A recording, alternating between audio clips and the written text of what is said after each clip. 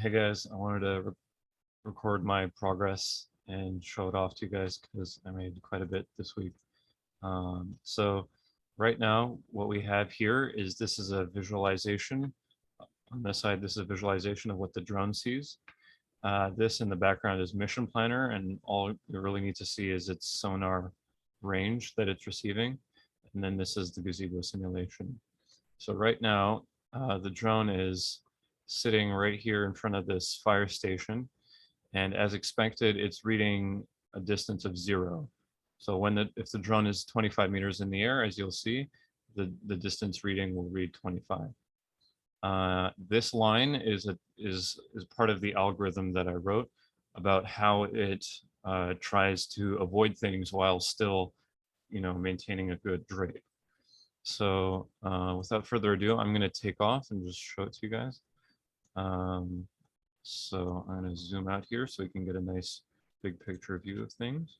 We're going to arm it. Now keep in mind, when it's in quad mode, it does not terrain follow. So right now, this is the wall of the house that it's seeing in front of it. This is the roof. This green line is important. So because I have 2D information coming into the drone, but the existing LiDAR infrastructure only allows for a 1D input, what I do is this green dot right here is the same as this sonar range meters. So it basically, if it sees something that's a tall object ahead of it, it gives the drone that information ahead of time so that the drone can prepare.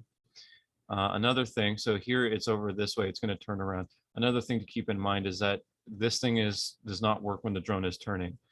Because as you can see, this blue line goes crazy when it's turning because the math that is involved with when it's yawing and pitching and rolling at the same time, it messes with things. And it's pretty complicated math. So instead of trying to, because we're going to fly, we need to fly this steady level flight anyway. So watch that. You guys saw that? As soon as it saw that roof ahead of it, it started climbing.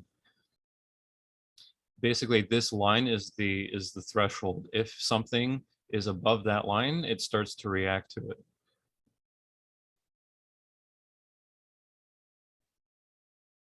And then this green ball, it slowly moves down. That way it's cautious. It doesn't immediately take a dive.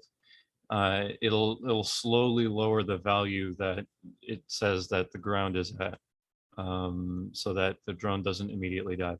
And that's also good if it just catches a glimpse of something that's tall in the distance, like you'll see maybe soon, is that if it catches a glimpse of something in the distance, it's gonna it's gonna be careful. It's gonna persist a little bit and slowly, like it's not gonna immediately ignore it and be like, no, that was just nothing. It'll slowly diminish the altitude of the thing that it thought it saw. So watch over here. It's gonna, there, it saw that, boom, it's gonna start climbing.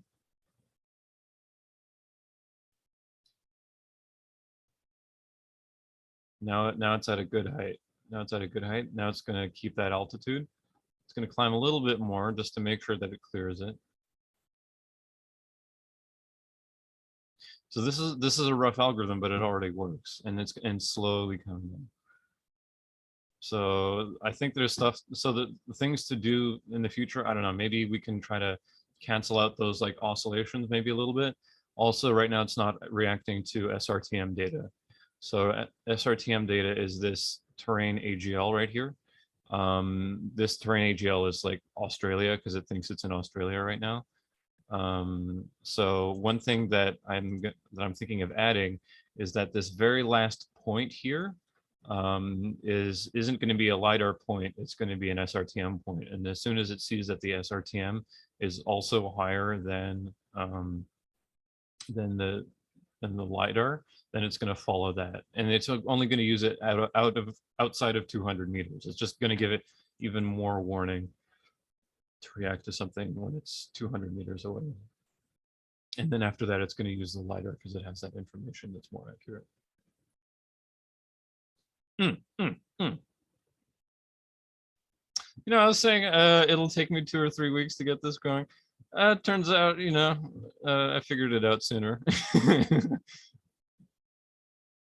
All right.